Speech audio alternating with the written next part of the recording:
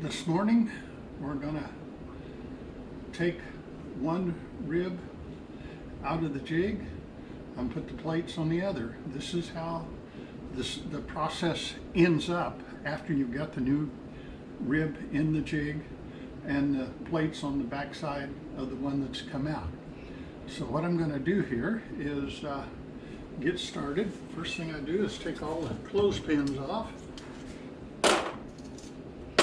and the clothespins is what I use to put that second side on.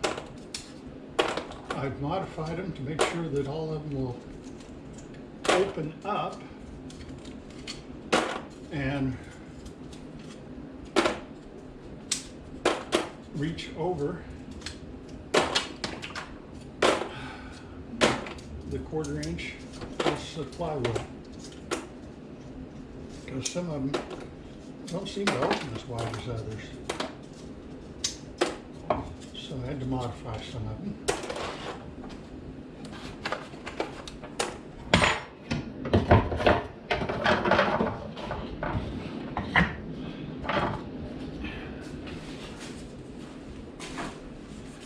In case you're wondering, I've used those clothespins. Now this is the 5th set of ribs that have been built with them.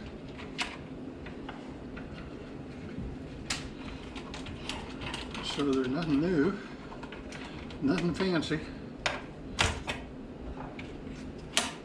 Just good old standard clothespins.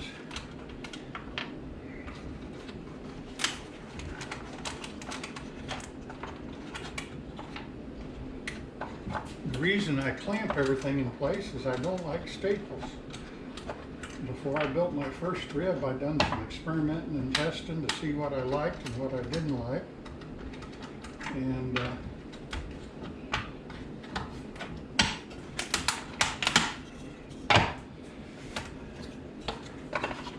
I did not like the staples.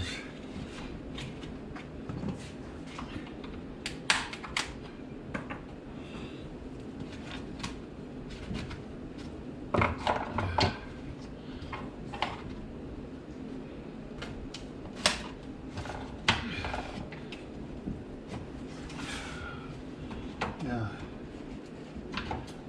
the other thing that happens is sometimes you get a little glue that gets onto the jig, and you kind of glue your rib to the jig. There's a rib. People ask about those joints. I don't know whether you can see that, but there's a typical joint. There's some more typical joints. I put my wood down in there, a 1/4 inch, a little tighter than it needs to be.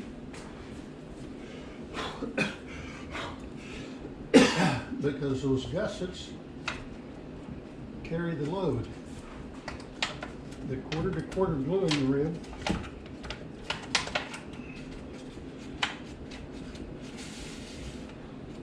in other words, that 1/4 to 1/4 does not need to match it.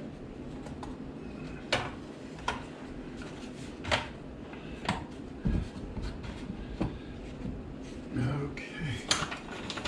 X.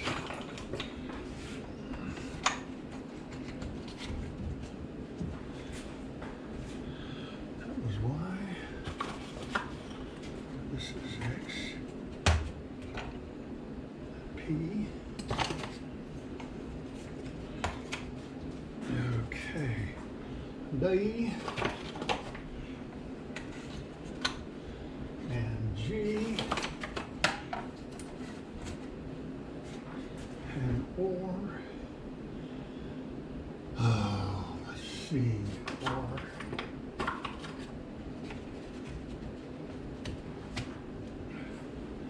And L.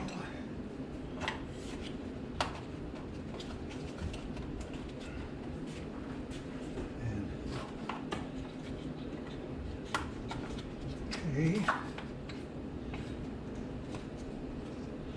Gotta get me a bee in here. Oh.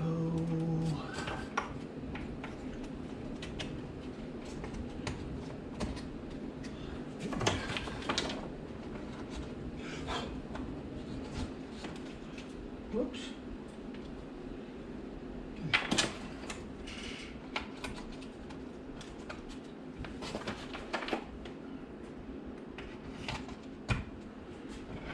Okay. Come through, make sure I got them all in there. Then we grab these, 12 and 11. There's number 12. There's number 11. Number 3. Number 3. Number 5. Number 6. Number 4. Number 1. And the rest of all these are number 2s. 2, 2, 2, 2, 2, 2, 2,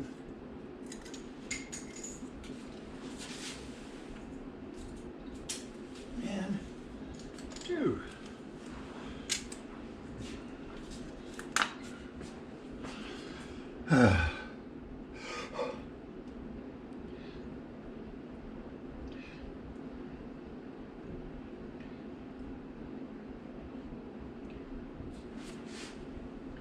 Now, something that I should probably be a little bit neater with is putting the glue on.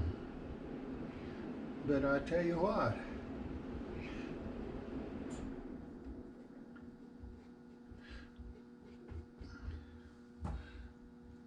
when I've got the glue in the joint, I've never had a joint come apart.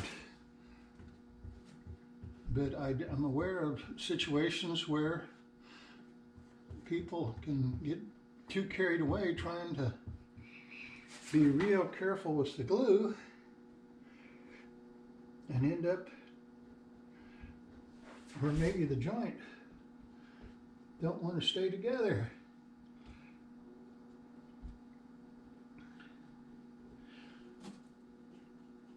So I'd rather put a little bit of extra glue in there and make sure that when I put it together, it's not going to come apart because of glue.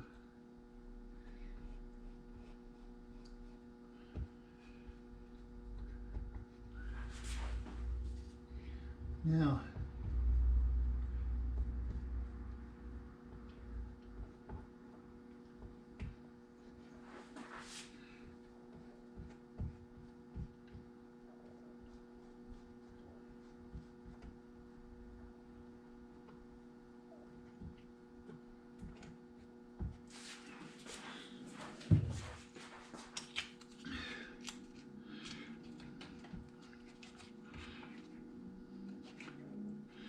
one of the reasons that I use Type Bond 3 is because no fuss, no muss, no smell, water cleanup, and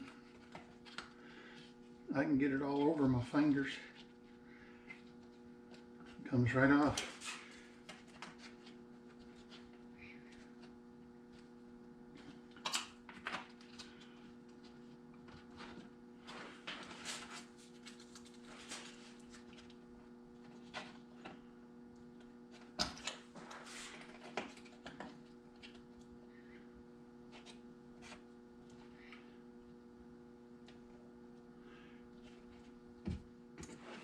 And what I do is when I push excess out some of the glue joints,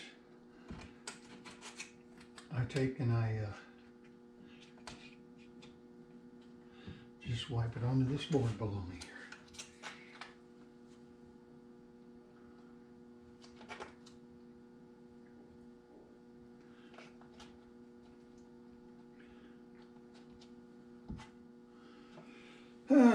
Let's see. I think I've got one missing.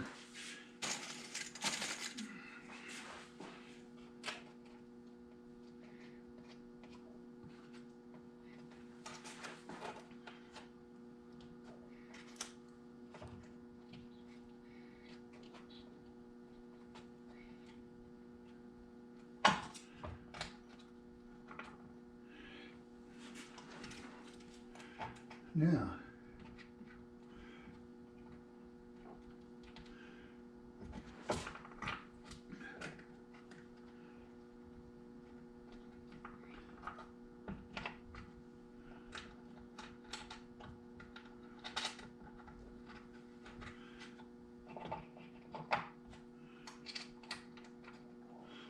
what I do is I work from one end to the other.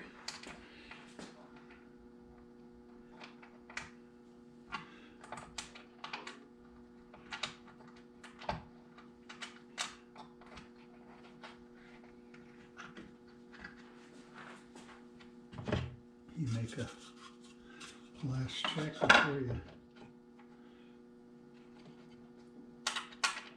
tighten it. Make sure they're lined up where you want them.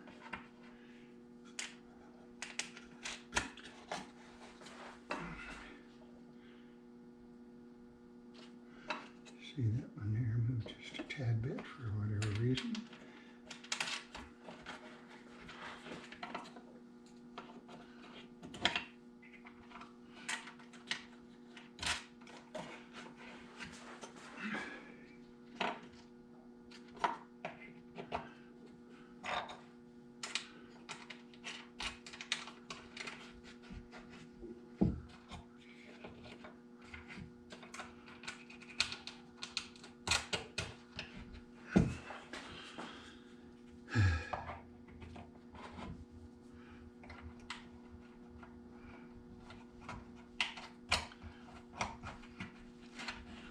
Well, this is just slightly more exciting than watching grass grow, I guess.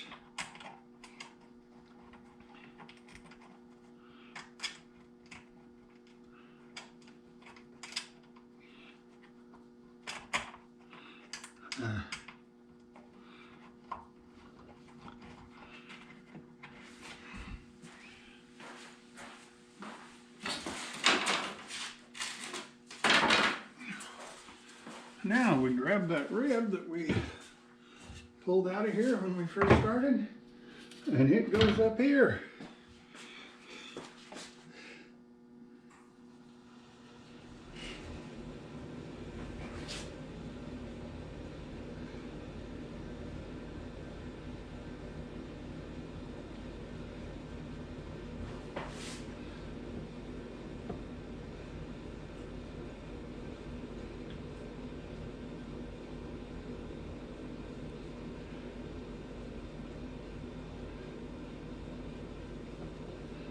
Now, what happens when I get the ribs a little bit further done,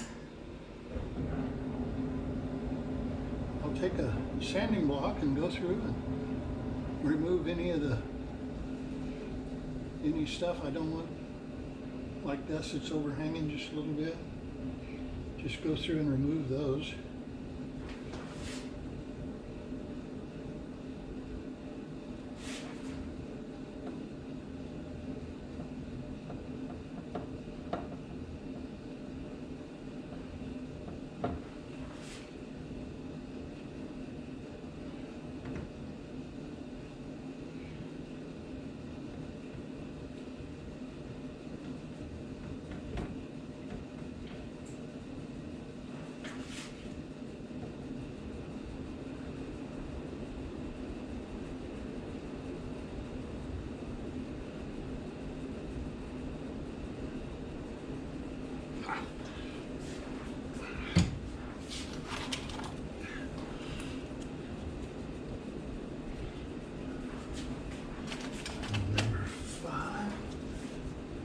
Whoops. I'm out of sequence here.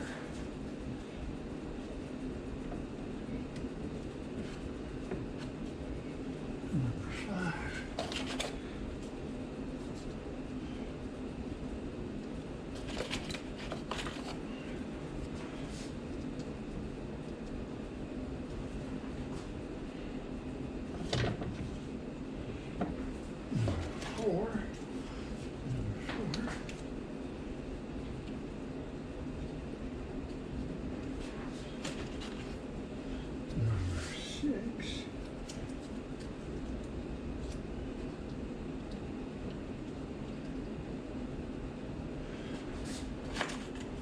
Number 12, number 11. 11 goes on top.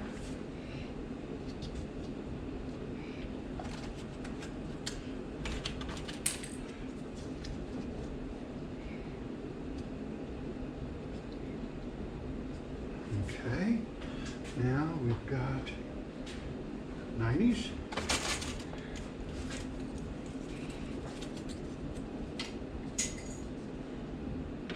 90.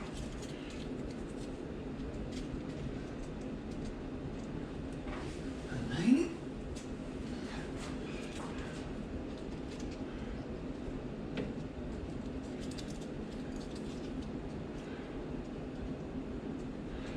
90.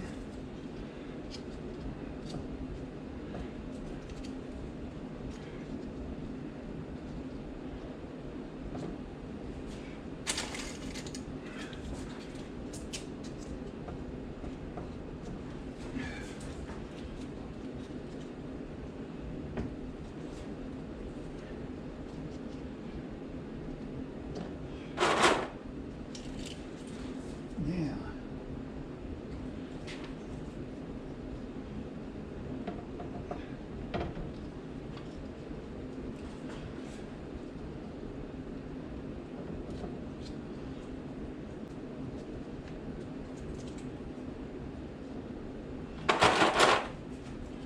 What am I doing here?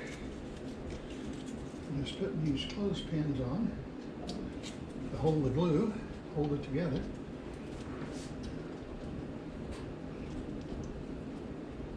And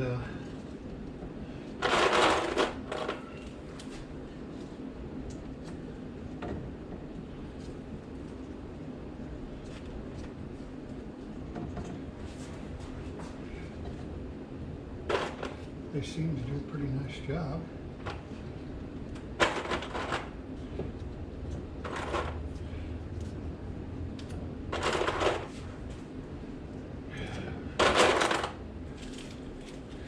In an ideal environment, a person would build their rib jig out of some type of a plastic, polypropylene or something that the glue couldn't stick to.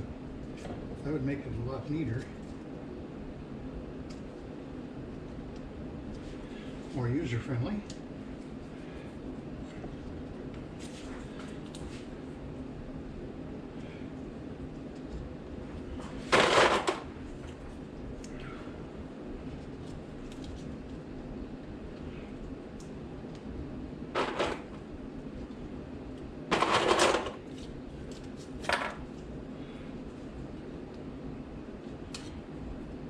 What I do is I use the gussets that are already installed to kind of line up the gussets I'm putting on here now.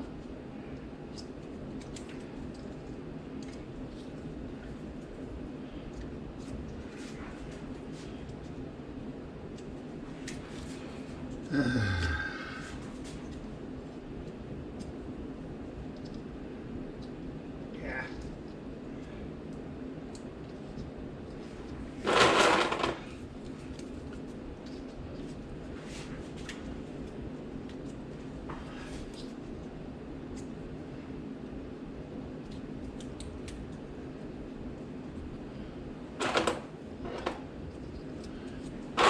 If you've never worked with Type Bond 3,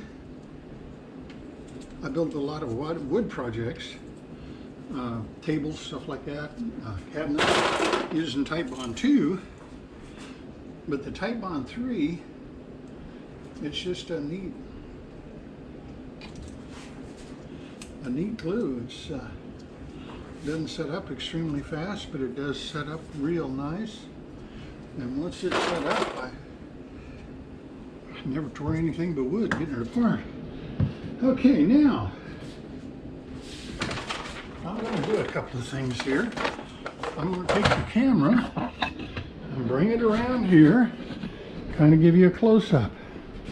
This is what I've done.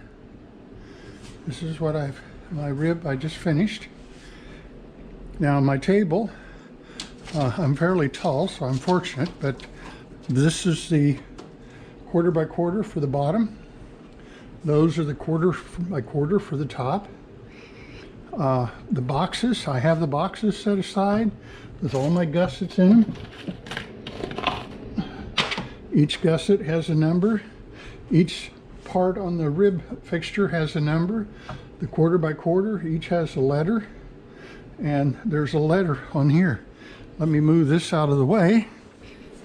I'm in the process of getting ready to build spars over here. And this is my rib fixture right here. You can see where it's clamped. You can see the number, like there's a number 4. So there's a number 4. This is an N.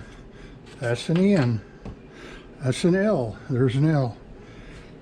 And I've just got it set up. I got me a sanding block here in case I need to touch up the end of one to make it sure it fits like it's supposed to, like I want it to. Not like it's supposed to, like I want it to. And anyway, that's pretty much what's going on rib-wise. So I'll say good day and happy building during the shelter-in-place orders here with our coronavirus.